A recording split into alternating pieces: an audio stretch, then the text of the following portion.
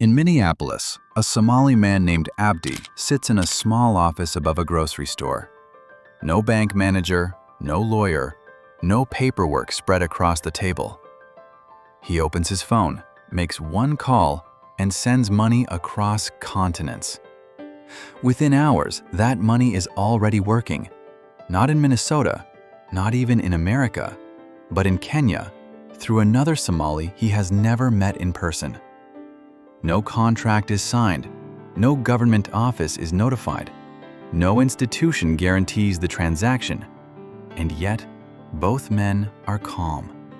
Because in this system, trust is stronger than law.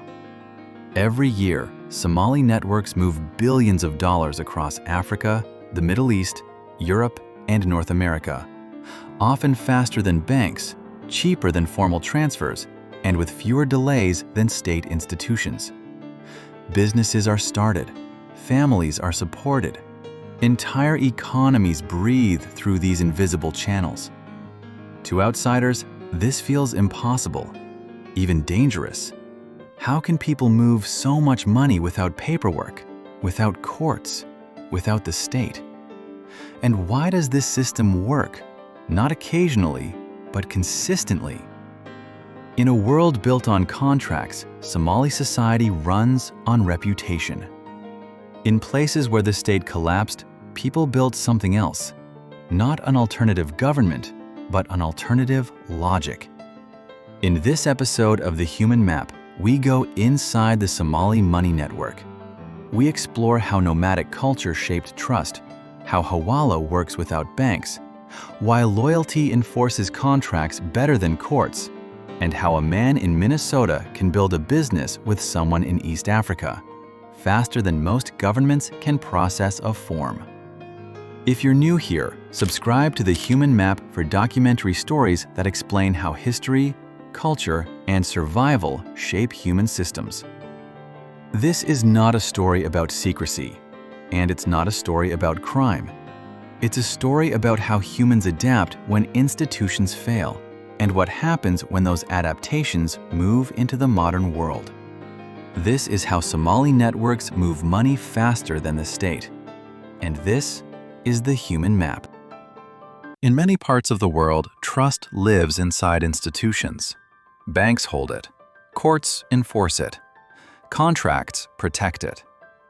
In Somali society, trust lives somewhere else. It lives inside people. Long before modern states, Somali communities developed ways to move resources, share risk, and survive without relying on fixed authority. When you don't know where you'll be next season, when drought can erase wealth overnight, and when protection comes from people rather than borders, trust cannot be abstract. It has to be immediate, personal, and enforceable. This is why Somali trust is not casual. It is layered. Reputation is tracked carefully. Names matter. Family history matters. Who vouched for you matters. If someone breaks trust, the consequences don't arrive as a court summons years later. They arrive instantly, socially, economically, and reputationally. Access closes. Networks tighten. Opportunities disappear. In this system, trust becomes infrastructure. It replaces paperwork. It replaces collateral. It replaces enforcement. A Somali trader doesn't ask, "Is this legal?" first. He asks, "Who is this person connected to? Who stands behind him? What happens to him if he fails?" That's why deals can be made quickly and confidently. Because cheating is not just a financial risk, it's social suicide. This kind of trust does not scale through anonymity. It scales through density, through repeated interaction, through memory, through the knowledge that today's deal determines tomorrow's survival. When Somalis move abroad, this infrastructure travels with them. The state may change, the laws may change, but the trust logic remains intact, operating quietly beneath formal systems. What looks informal from the outside is, internally, highly structured. It is not chaos. It is order, enforced by people rather than paper. To understand why this trust system works so efficiently, you have to understand where it comes from. Somali society was shaped in motion. For centuries, pastoral nomadism defined life across the Horn of Africa. People moved with seasons, rain, and grazing land. Wealth was portable: camels, livestock, skills, relationships. Fixed institutions mattered less than flexible alliances. In a nomadic world, you cannot rely on buildings, offices, or permanent authority. You rely on each other. Agreements were spoken, not written. Memory replaced archives. Elders replaced courts. Conflict resolution prioritized speed and restoration, not punishment. What mattered was keeping the group functional enough to move on. This environment produced a specific mindset. Trust had to be fast. Decisions had to be reversible. Relationships had to outlast disputes. You couldn't afford long legal battles. You couldn't wait months for verification. You couldn't rely on distant power to save you. Survival demanded immediate coordination. That logic didn't disappear with modernity. When colonial borders arrived, when states formed and collapsed, when war displaced millions, Somalis adapted using what they already knew. The nomadic code didn't resist globalization, it navigated it. Phones replaced messengers. Cities replaced grazing routes. Diaspora replaced seasonal migration. But the underlying logic stayed the same. Trust still flows through people. Reputation still enforces behavior. Networks still move faster than institutions. So when a Somali in Minnesota sends money to a Somali in Kenya, he is not bypassing the state out of rebellion. He is using a system designed for environments where waiting can kill opportunity. In a world obsessed with paperwork, Somali society perfected portability. And that is why their networks don't just survive in modern economies, they often outrun them. To outsiders, hawala is often described as mysterious. In reality, it is surprisingly simple. Hawala does not move money the way banks do. It moves obligations. When a Somali sends money through hawala, no cash physically crosses borders.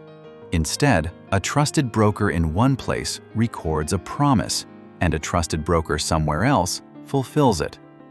Balances are settled later, through trade, services, or reverse flows of money moving in the opposite direction.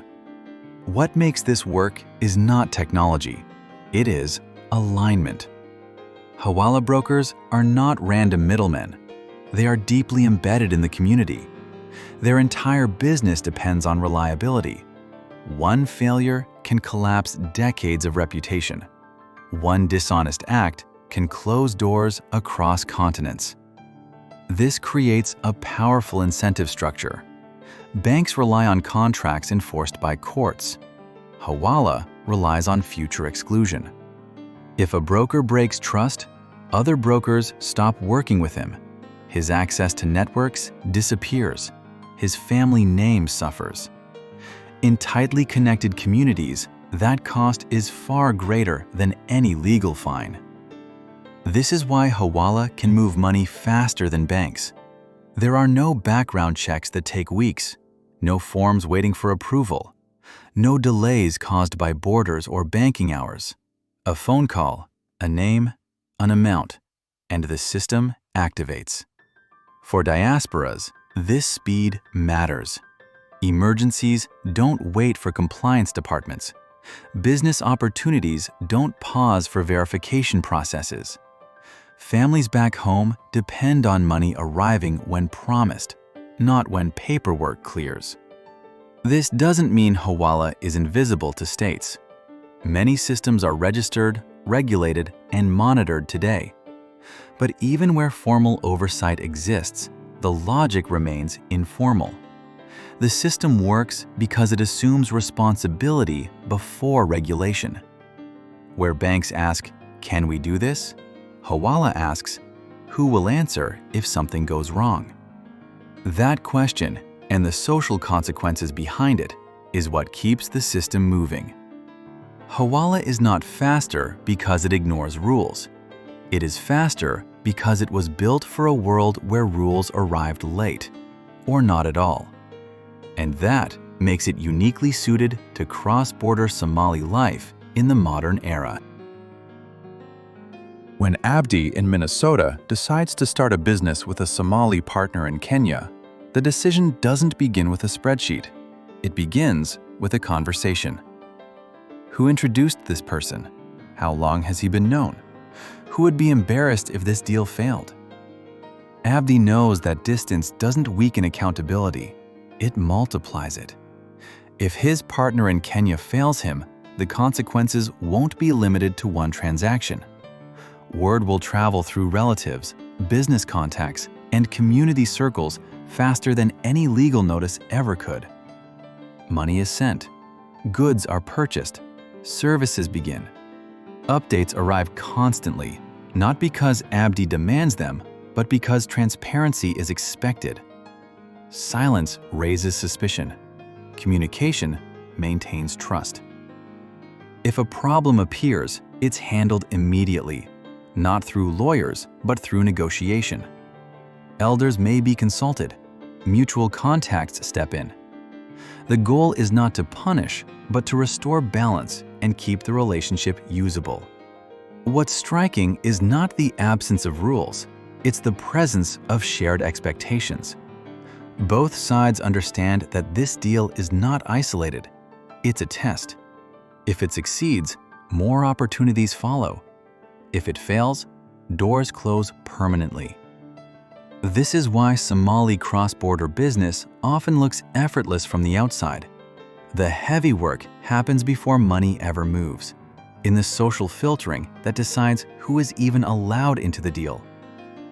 This same system that allows Abdi's deal to work so smoothly also creates tension when it enters modern bureaucracies. Governments are built on distance, forms, verification, audits. Systems designed to slow things down in order to reduce risk. Somali trust systems are built to do the opposite, to act quickly because delay itself is dangerous. When these logics meet, misunderstanding follows. Officials see a lack of paperwork and assume deception. Somali actors see excessive paperwork and assume incompetence or bad faith. Neither side is irrational. They are operating under different assumptions about trust. This doesn't mean Somali networks are flawless. No system is. Informal trust can be abused. Loyalty can shield wrongdoing.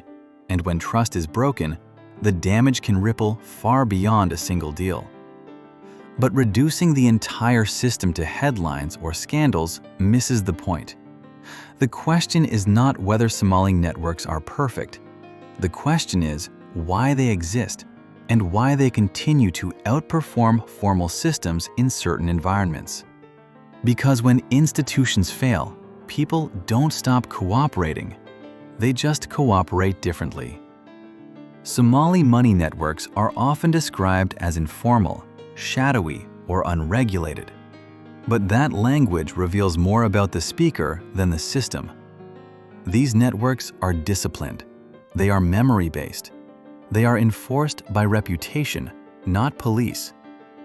They exist because history demanded them and because survival rewarded them. In a world obsessed with paperwork, Somali society built something portable. In a world where states collapse, they built something resilient. And in a global economy that moves faster every year, they built something adaptable. This is the Human Map, where we explore how history, culture, and survival shape the systems people rely on every day. If you found this episode insightful, subscribe to The Human Map for more documentary stories like this. And let us know in the comments, do informal trust networks still have a place in a world run by institutions? Or do they reveal what those institutions are missing? We'll see you in the next story.